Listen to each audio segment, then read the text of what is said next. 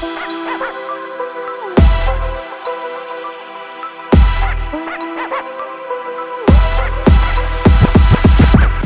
this is JaneTaff the Sage. And Deanna Vessel, your career catalyst. And our guest, Taylor Desmond. With the Lipstick Leadership Legacy Podcast. This episode is sponsored by the Career Path Development Group and Taff Enterprises. And if you don't know by now, you're going to find out that the Lipstick Leadership Legacy Podcast is hosted by two sassy, intelligent women right here in the Sacramento, California area. Each week we dish about culture, women in leadership, current events, and any other juicy topics that affect the leadership experience. Yes, and our goal is to inform, entertain, and evoke curiosity, inspiring you to have provocative conversations in the workplace, among your friends, and with your loved ones.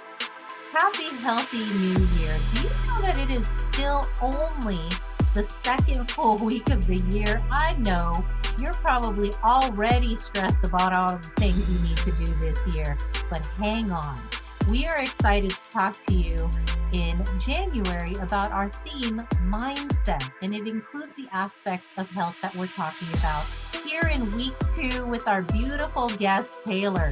And last week we introduced you to Taylor talking about physical well-being. And today in week 2, we're talking about mental well-being. And we are so excited to bring you all of everything that Taylor has to help to discuss with us. Absolutely. As the conversation gets underway, I want to let our listeners know that you can connect with Taylor on Instagram at Just Say Tay or on our website at justsaytay.com. That's justsaytay.com. How you doing, Taylor? I'm doing really, really well. Thank you so much. And I just wanted to add that my Instagram, Twitter, and any other platform I'm on, it is just say _Tay. So yeah, so just in case, I'm sure that it'll pop up if you try and find me under Just Say Tay. I've tried to find myself a few times and there's only a few of us out there. So I think it'll be good. And those underscores, dots, etc., are so important to the address, right? And so we want to get that right. Thank you, Taylor. My pleasure. You, Taylor. Well, let's get into this. We are talking about a juicy, so important topic, and that's mental health. My brand of crazy. Yep, my brand of crazy, because all of our crazies, sometimes they coalesce and sometimes they make a mess. And we're here really just for our audience's sake to share first our struggles and then what did we do to get past the struggle, right? Because you never get over it, you get past it. And so we're going to take turns in this roundtable discussion with sharing our stories of struggle. And Taylor has been kind enough and brave enough to say, I'll go first. So Taylor, go ahead and share. What have been your struggles? Yeah, so I know in our last time meeting when we discussed, I shared a bit about what brought me to focusing on nutrition and wellness. And one of the major factors in there was that I struggle with anxiety. And at the very beginning of this experience, I really struggled with very intense panic attacks. And although I don't have those super intense panic attacks as often anymore, the anxiety comes in a different way these days. So what I've noticed is that when I'm kind of fall off from my practice of meditation or eating right for my body or not getting enough sleep or feeling super stressed out or all of the above, the anxiety really creeps up on me in like a subconscious way. So like I mentioned, although it might not be with panic attacks, where it's like, throat closing, shaking, chills, I go through what I now know as depersonalization, or what my therapist has taught me, dissociating. Mm, And what this means is that I start to feel really disconnected from reality, as if I'm walking in a dream or watching myself live my life. mm, Um, it's scary and it's really trippy. And I think the best way that I can describe it is that it really feels like it's not, like, life isn't real almost. Um, I remember, I think when I first noticed it, I was cooking, I was like chopping up some carrots, listening to music, and all of a sudden I had this feeling of being on autopilot, just cutting the carrots mm. and like watching myself. And I literally dropped the knife, dropped the carrots, and I stepped back and felt like I had to catch my breath because I was like, what is going on here? Um, and so it happened so much to a point where it pushed me to start my therapy. And I realized that the longer I practice my meditations, or excuse me, go without practicing meditations, go without doing the things that make me feel good mentally, I start to dissociate and just kind of let life take over on that autopilot journey. So that is something that I'm still trying to find a balance with, for sure. But it definitely, I would say, feels better, or I guess helps me to feel a little bit more comfortable knowing a name to match with what is going on. That's So powerful. yeah, for sure. Yeah, I know at least my experience in therapy, once you can label the thing, you can contain it. You feel like you can contain it. It's not like our cultural uh, understanding of labeling, right? In the medical world, when we label something, we could treat it, we can Mhm. look at it, we can pick it apart for, is this versus that, right? And it sounds like you are finding some comfort with the label. Definitely finding comfort in the label. Yeah, nice, nice. Any Mhm. thoughts from you, Deanna? So many thoughts. First of all, the fact that you know exactly what happened and when it happened is just, it's so insightful for me. And it makes me think about my own healing journey and the excuses I gave myself to dissociate and not take responsibility or not think that I even had the right to dig any deeper into my brand of crazy. I was just crazy and that was okay. We don't have to pinpoint it any further. Just keep it close to the chest and no one else will notice. And I just find it fascinating and again, an opportunity to look up to our younger generation for having the courage and also the the sense of self Hmm. enough to demand answers to your health.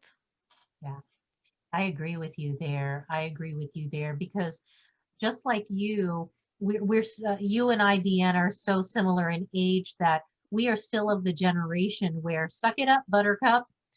You do not get to acknowledge you're crazy, or there is only a certain level of that crazy that's socially acceptable, right? Where you show up as a strong woman despite your crazy, that's socially acceptable. Where it makes you look weak or feel weak, not acceptable. So, how about you, Deanna? Well, What have you struggled with?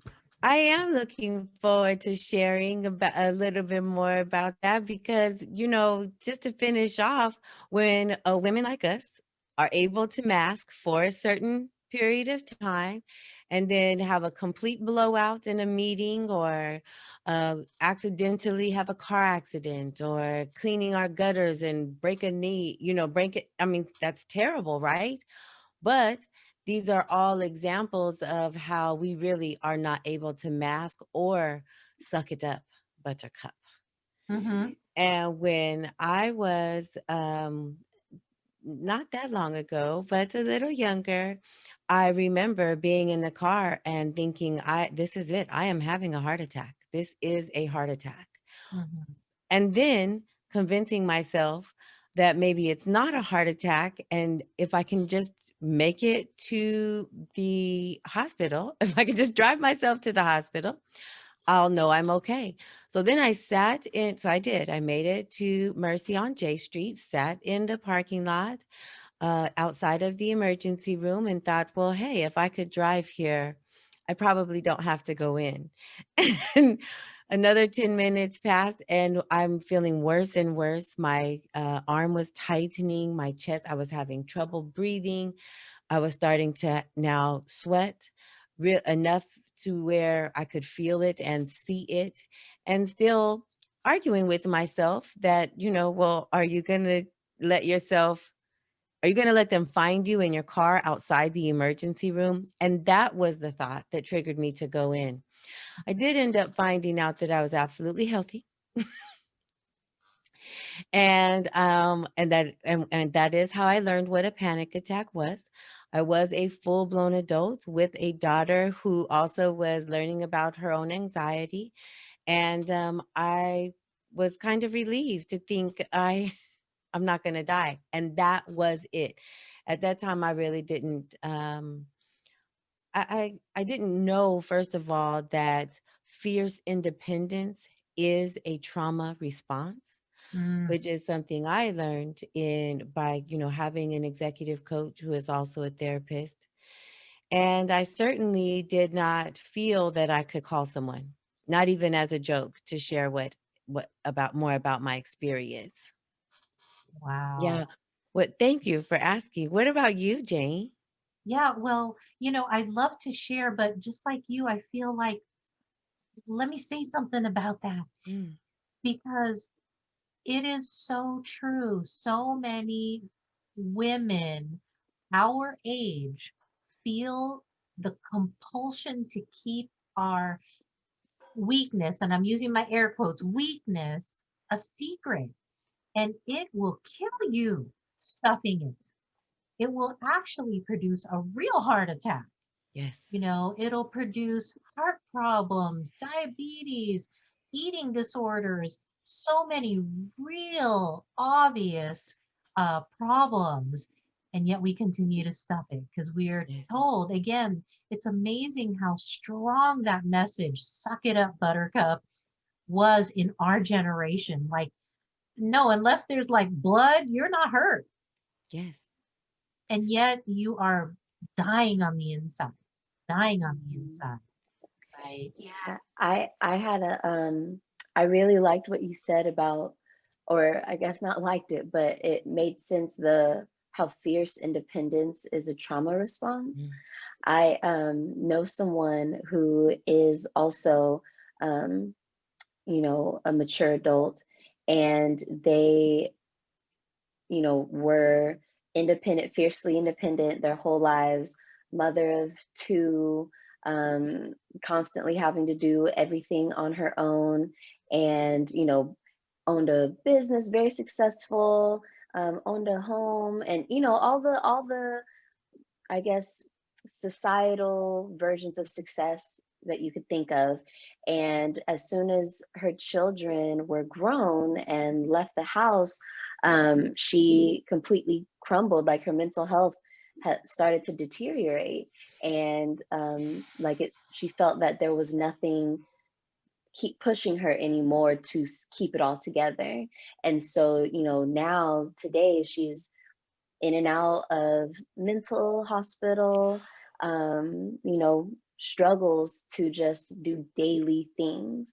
Mhm. She has her moments, of course, where everything's fine, but every single day is definitely, you know, it, she has to be intentional about every single day because it is so tough. And that all was being like hidden and kind of pushed to the back because she was forcing herself to be that independent person and not allow herself to have help, to ask for help, to look more into herself and what was going on. And, I think sometimes the world doesn't give that opportunity. You know what I mean? A lot of folks aren't able to, like, be mental health, especially being able to focus on that. unfortunately in America is a luxury, and I'm sure in a lot of other parts in the world too. And I'm hoping that with this, next generation of people coming, and even just all of us can really start to make that not so much a luxury as, but a priority. I Hmm. love that. I I love love that too. You know, when I used to follow Taylor in her original podcast on iTunes, it was called Three X's: Experience, Express, Exhale. Oh, I And like the it. right, and the tagline was normalizing conversations around mental health. Mm, And, deep. oh my goodness, such juicy conversations with people who are also artists, people from multiple generations, but, bringing some of these dissociative, some of these vocabulary words to the table and saying, have you ever felt this, that, and the third? Are you familiar with this mental health term? Yeah. And, it was just like one of my first adult aha moments about how we can really assess our own selves, even at just a very basic, maybe edutainment level. It to start to feel less crazy or to start to feel more courageous about seeking help. Mm, courageous. Yeah. Crazy to courageous. It's a thing. It really is. So Is a true. thing. And because we all feel that we're breaking apart, and there's no one, because if I can't hold myself together, then no one can hold me together, right? That feeling of alone is so prominent in our thought pattern of the moment when we're going through mental crisis. For me, I feel like I really struggled with mental health issues starting from 8 years old. I had a serious trauma happen in my life, and that perpetuated suicidal ideation Mm. and a suicide attempt. Praise God, I was not successful. And 11 years ago, I finally had a mental breakdown while at the same time caring for a family of three and a husband. Mm. And I know I was allowed to have that breakdown, and now I see it as a blessing because I had people in my life who could help me hold it together. But I was not familiar with panic attacks until a few years ago when I had my first panic attack, and it really snowballed into something horrible, and I lost my hearing in my left ear. And I had no idea stress could do that to you. I knew stress could straight Yeah. up kill you with a heart attack. I knew stress could make you put on that belly weight. We all know that. But I didn't know it could take away your hearing. Mm. And when I talked to the audiologist, he said, yeah, illness, like an infection, ear infection that goes too long, or stress. And he said it just like that. That's the number two reason why you lose your hearing.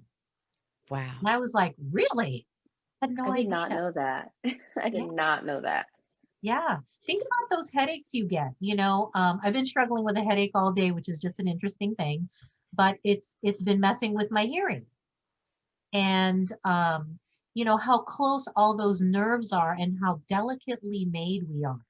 Yes. That something over time, just like having an ulcer, that happens over time, right? It's not just a stomach problem that here it is because you had stress today, you have an ulcer today. No, it's compounded stress, right? And for me, because I suffered from headaches, when I would have a stress response, I'd get a headache, and it's always on this side. And that's Mm. why I lost my hearing on my left ear. And it's not come back. I've learned to, sit upright and things like that, but stress can create so many mental health responses. And for me, I feel like I've dipped my toe in many of them. Well And said. but what's really great about that, I mean, you can't talk about the downside without talking about the blessing, right? That way, for me, dipping my toe in all these little ponds of crazy helped me pull out compassion for my fellow Mm, person who Mm-hmm. struggles. I don't care if you struggle a little or a lot, but I see that and I think, oh, the pain, the pain, hanging on to all those things, right? Compassion. I hope that for those of our audience and our community who are listening to us, I hope that that is part of a result of potentially you struggling with mental health issues, that you're more compassionate, you're more empathetic, not just sympathetic, feeling sorry for, but actually feeling and understanding that empathy for what they're feeling in the moment. I hope that's a result of how you struggle also. Absolutely. Thank you so much for sharing that too, Jane. I mean, that's just so much. You really went through it kind of quickly. It sounds like you, from your childhood to, were you a teenager or were you still under 10 when you were when you actually tried to end your life? I was a teenager. Yeah. Mm. Yeah. About 15. My goodness. And did you have like an awareness, an aha moment when you were not successful, or were you mad that you were not successful? How how did that how did the memory affect you as the days and weeks and maybe even years went on after that? Honestly, it was guilt. It was like, I can't believe I let it go this far. This is not me, Mm, and this is not where I wanted to take this. I need help. And I finally got brave enough to seek out assistance. I started mm, talking to people about it. I just started getting real open about it.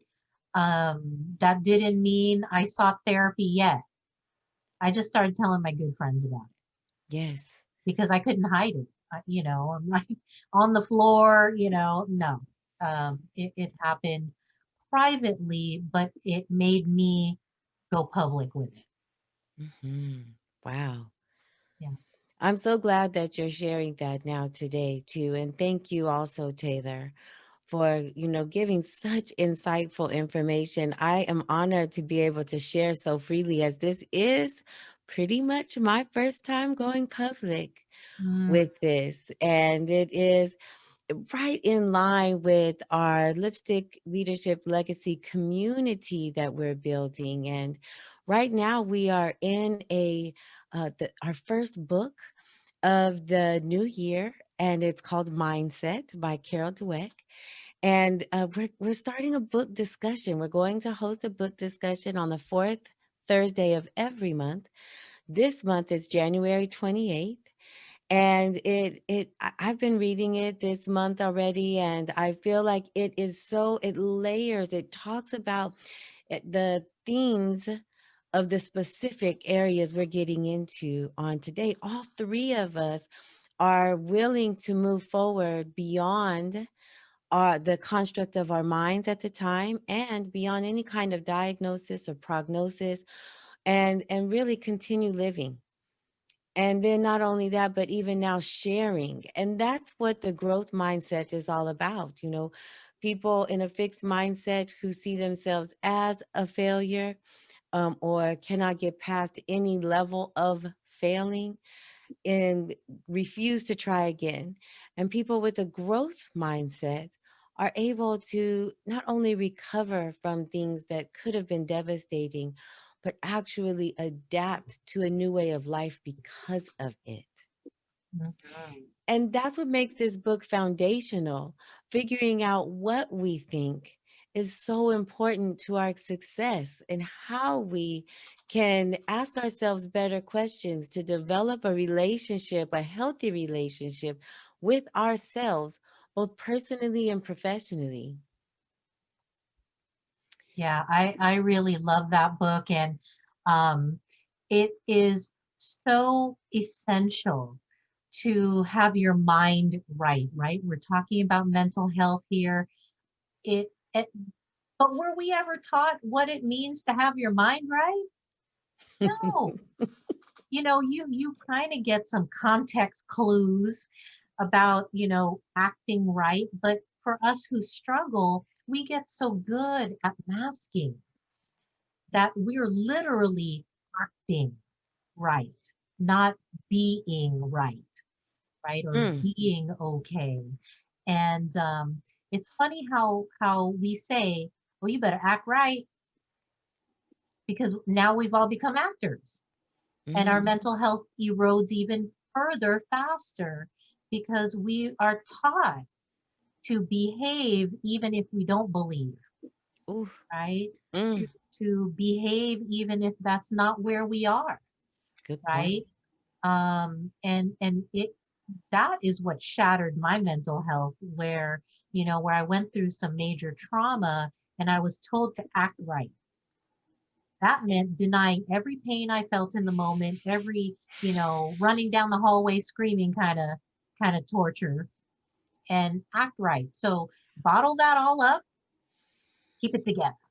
Mm. you know, Mm. until you can't. It's okay until you can't, right? So let's get back into this, because Yes. there's a lot to talk about. Well, Taylor, have you in your generation and your personal experience is there pressure to keep it all together? Or is it not really, you don't have to anymore? You can really tribe up more easily than we were able to. Well, I would say that it's definitely a lot more welcome. Like I remember when I was hosting my podcast and really started to talk a lot more, like a lot more freely, a lot more openly about what I was going through. People would DM me all the time, talking about like, thank you so much for speaking on this. Thank you so much. It's so helpful to know that I'm not alone.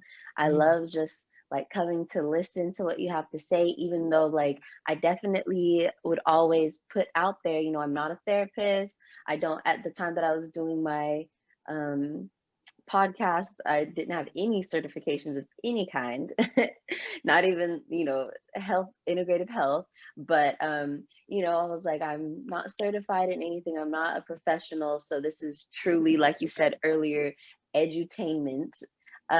So, you know, do with this what you will. This is really just like me sharing and expressing with folks who also want to share and express.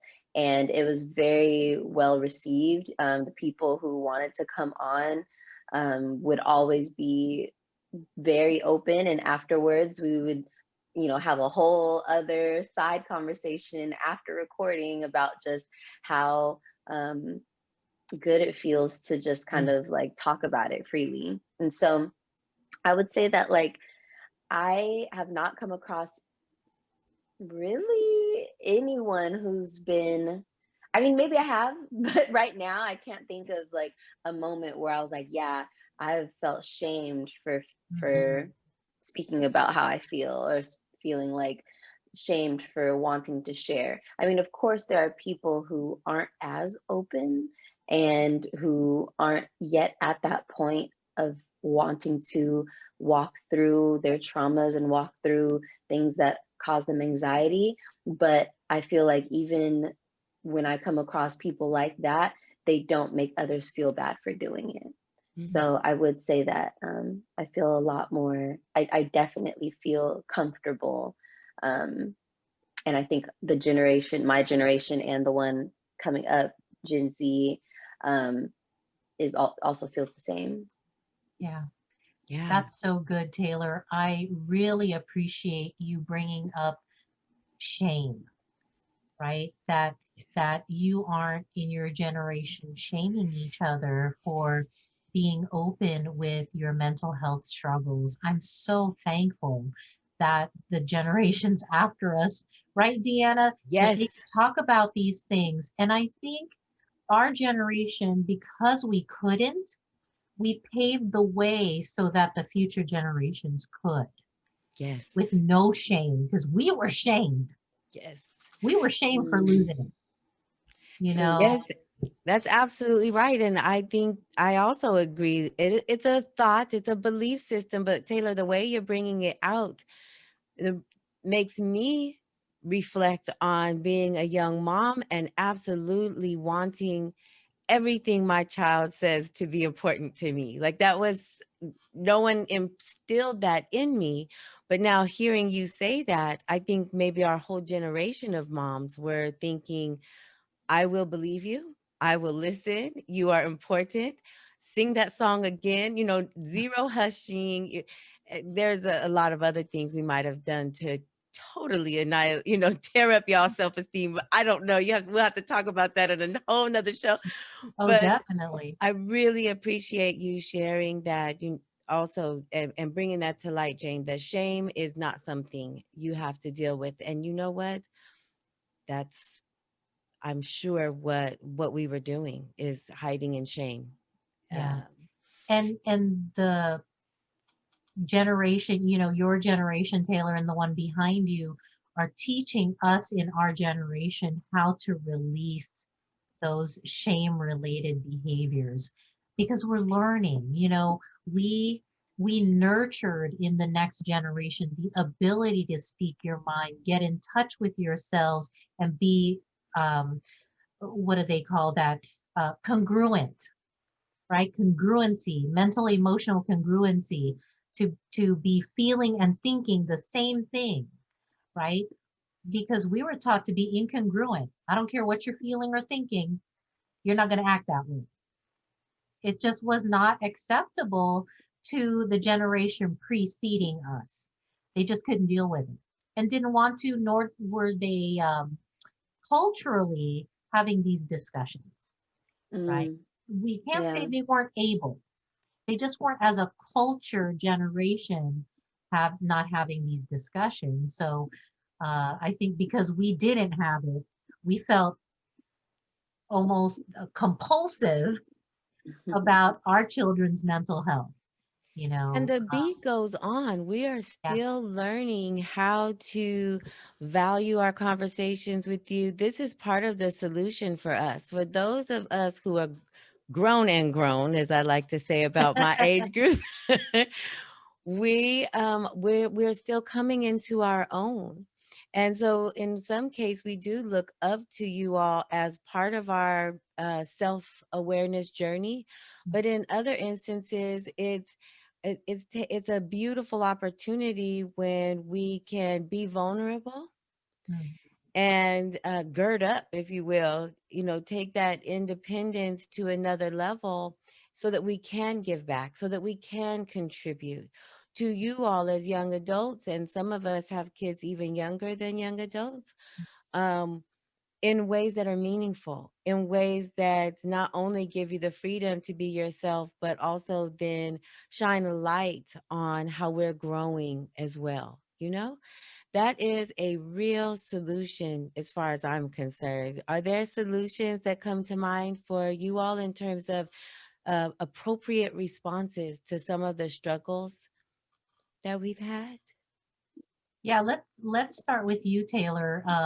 What were some remedies for how you combated your mental struggles, or maybe some things you're employing now that really help? I know you've mentioned a few.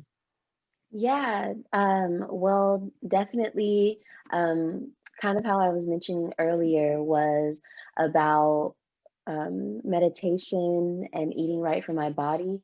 For me personally, that really helps me stay on track. I think it's really difficult because I it's you have to be disciplined. It's like definitely a disciplined practice. And for me, I'm really good at it until I start feeling really good.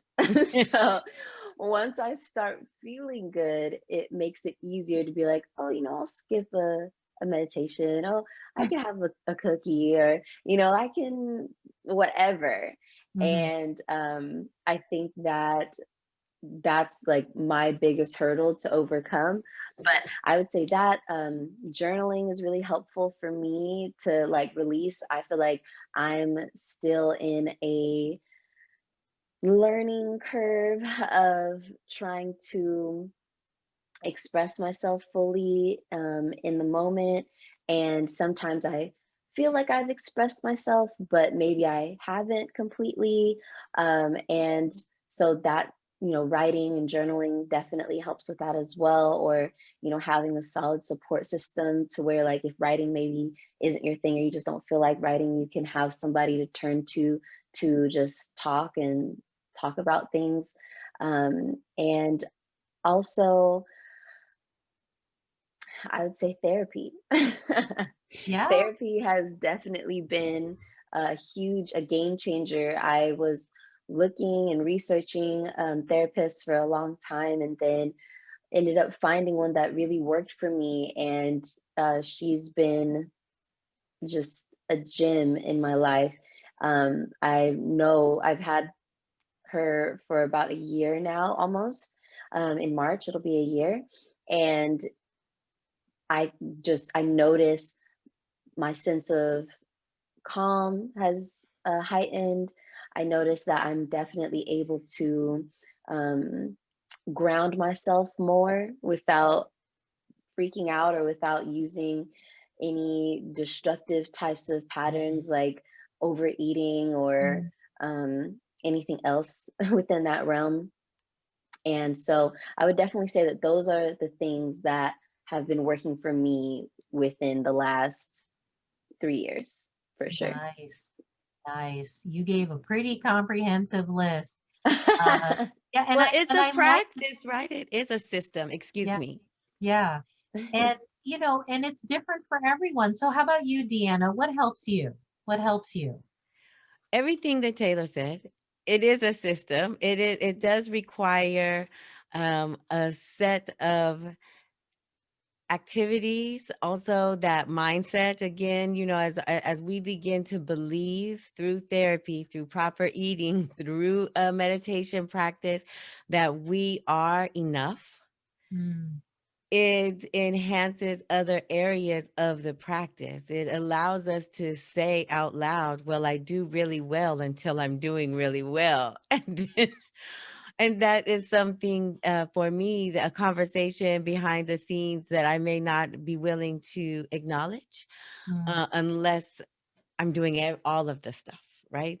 right. And now that I've come far enough in my practice, in my self-discovery experience, to really be my own best friend. Mm, It's less of something I do to get something, and more of a discipline I enjoy, more of something I do as an opportunity to spend time with one of my favorite people, me. mm. and and so I'm going to agree with everything that Taylor said, and then I'm going to add this amazing, incredible new gift in friendship therapy, where we are able to um, purposefully and intentionally tribe up with other people in our personal lives and in business who get it, who are willing to be vulnerable, who talk about Brene Brown in the same breath they're talking about spreadsheets and recent reports or projects, and get the chance to really like dig deep into the aspects of communication, for example, and the aspects or attributes of leadership, so that we're not just it's almost like nothing surface. We're always digging a little bit deeper. And I smile big because that I used to call that frou-frou. All that frou-frou is getting in the way of productivity. And now it's the exact opposite. It's like we are creating with among us rich and fertile soil for better relationships, better sleep, more productivity, higher safety, and psychological safety has become huge for me. And so I think it's a lifestyle now. It's a lifestyle of accepting who I am and contributing to the possibility of a well-balanced experience in life. Nice. I really like that. I mean, I could simply say all the above, but I have some more, and there's more. And there's more. Give it to us. Yes, friend therapy has been kind of my go-to my entire life. That's been my constant. That's been the most wonderful thing that I could have. And regular therapy, with a real therapist who can help you talk to yourself differently. And I've also had times where I've had to use medication. I mean, Mm. let's just say the obvious. Sometimes medication is the direction you need to go, Come on. right? When I had a big crash a few years ago, I needed medication to even out. It was going too far and I could not talk myself out of it. I could not love myself into it. I could not surround myself with enough people to get me mentally stable. And so, medication was a way where I helped stabilize my chemistry so that everything else could come behind it. And Wow. so, I definitely just thinking about the shame that could be connected to medication for mental health and stability, that was one of the reasons why it took me so long to go on medication. Again, back to thinking it's like nobody knows what you're taking. And all they care about is that you got your mind right when you're around them, Yes. right? And I went through that path and that was okay. And I also learned to listen to my body. Mm. I had panic attacks because I was trying to do too much, while at the same time having a mental conversation of you're not doing it well enough, fast enough, you're not enough. Whatever your quality that you're turning out here isn't good enough, and people are going to judge you. And my self-talk was horrendous. And I had to find out if I'm going to talk that way to myself and I live in myself, it's going to be a long struggle.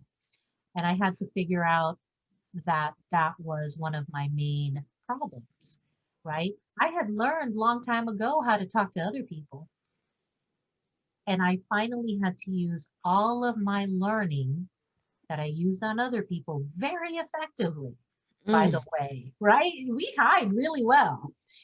And I had to use that. I had to drink my own Kool-Aid finally, right? Because I did believe that it worked, that healthy self-talk created a healthy mental framework. I do believe that. But you wouldn't know that if you lived in my head, right? So I had to Yes. start drinking that Kool-Aid. I had to really kind of, girl, talk to myself, right? Yes. And I literally started Mhm. talking to myself just that way. Like, girl, stop. You can't Mhm. talk to yourself that way. That is not nice. I mean, I kind of have this conversation with myself. That's not nice. Start again. Hmm. And the other thing is learning to rest because I was going into Mm. mental overwhelm. I was kind of revving really high and I would get exhausted and I would try and push through. We know Yes. that. So push through. And that wasn't good for me. That was all those messages that were the core of our generation all caught up to me all at the same time Mm. in a few years. Mm. And I had to learn how to rest. I had to learn how to speak to myself better. I had to be okay with uh, medication, right? And those were my keys. Those were my keys. That is truly beautiful. Like both of you shared from your heart about telling the truth, about keeping it real with ourselves, about having a therapist. So grateful for mine as well. I needed to give that shout out if I have forgot. And not only that, but uh, making some decisions about food as a drug or actual medications being prescribed and being okay with that, and learning how to slow down, learning how to catch the triggers and be nice to ourselves in that moment, admit when we're overwhelmed and rest. What a treasure of information that has come out today. And we're building an entire community around that here. We hope you'll continue to join us in the fun, frivolity, and all the sassiness you can handle with us.